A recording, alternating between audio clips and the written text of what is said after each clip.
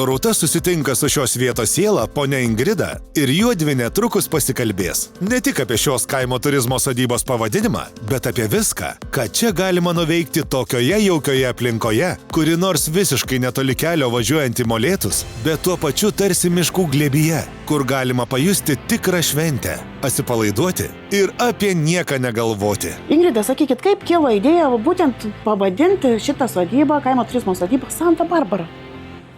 Tai kaip nuo to filmo. Draugai visada klausdavo pailsėti, tai kur busit, Santa Barbarai ar Vilniui? Gal daugiau kilo nuo tų arkų čia, kur yra tokia, yra biški kažko tai panašumo. Tai taip ir kilo tas pavadinimas. Bet tai gal žiūrėdavot, pati tą filmą gal labai mėgdavot? Taip. Vaikai buvo maži tada irgi būtinai jau bėgdavai žiūrėti tą filmą tokią valandą, taip, žiūrėjau. Sakykit, šiaip gyvenime, ką jūs veikate kito laiko, kol visą tą Santa Barbarą įkūrėte? Kito laiko buvau sportininkė, dviračių sportą sportavau. Tas susispyrimas ir buvo. Gal man toks treneris daugiau tą tokį tvirtumą, neverkti jo, kad būtų taip, kai ir sunku. Nėra visai lengva čia visai, gal kas turi sodybos su manim sutiks, kad nėra lengva visą tą ūkį prižiūrėti, šventės organizuoti. Tai buvo visko ir ašarų. Kartais jau būna santuokos ceremonija ir, kaip sakau, jau kaip ir turėčiau priprasti, kad jaunieji, bet vis tiek ir tie širpuliukai. Aš visada jauniesiams sakau, kai man baigsis tie širpuliukai, aš iš to verslo galėsiu išeiti jau. Nes vis tiek, ar 12 valandai ten būna ceremonijos ir širpuliukai taip eina, tai tada gerai. Norit pasakyti, kad šitoje vietoje, kur mes dabar sėdim, vyksta santuokos? Taip, čia santuokos, taip. Čia daug žmonių yra sutuokta. O Jėzau, ta prasme civilinė santuoka normali, va. Taip, keičiam žiedus, viską. Ponas Dauda, ženysimės antrą kartą tikrai, jeigu tai padarysim. Tikiuosi, kad taip, nes dabar neturi ką atsakyti. Ne, jau nepriimam.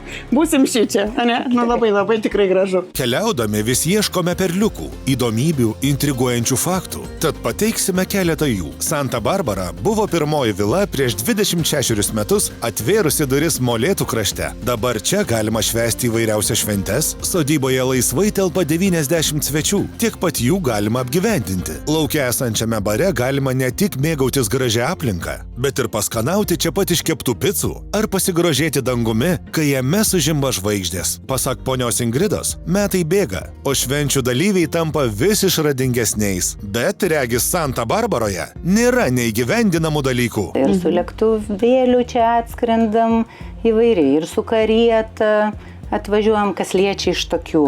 Su mašinom tai dabar jau kaip ir nėra ten kažkas tai nuostabaus ten, kad atvažiuoti.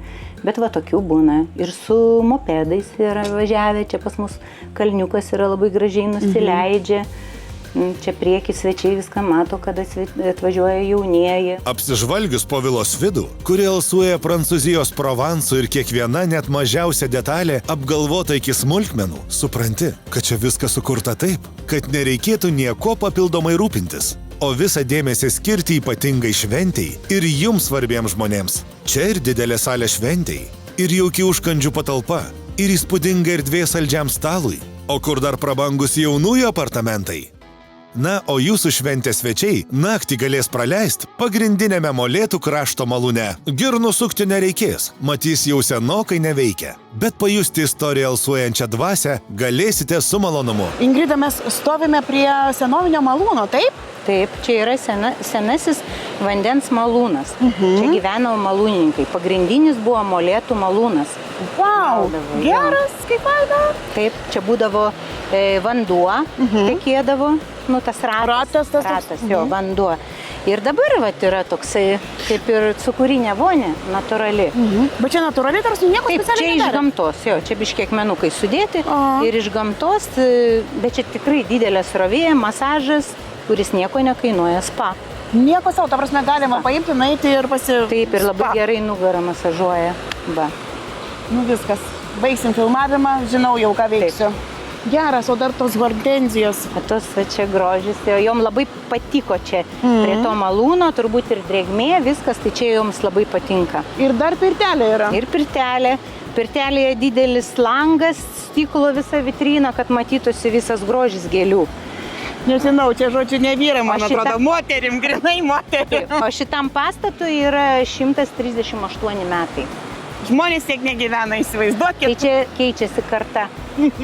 Seniau su arkliais atvažiuodavo, o dabar ir su lėktuvais atskrenda O prie malūno. Va taip. Na, pirtis iš ties stovi unikalioje vietoje. Po jas rauniai teka upelis, o pro pirties langą galima grožėtis gamta. Argi ne rojaus kampelis? Viso gero, kaip sakoma, čia privati zona. Na, o jei žiūrėdami mūsų laidą sugalvojote, kad norėtumėte tiesiog pasimėgauti Santos Barbaros aplinka, visą tai galite padaryti apsistoję Naujutėlaičiuose nameliuose. Juose viskas, ko reikia šeimininiam poilsiui, o ponia Ingrida prasitarė, kad jei toks namelis patiks, galite jį parsivežti namo. Ir čia be jokų, jei patiko, galite įsigyti.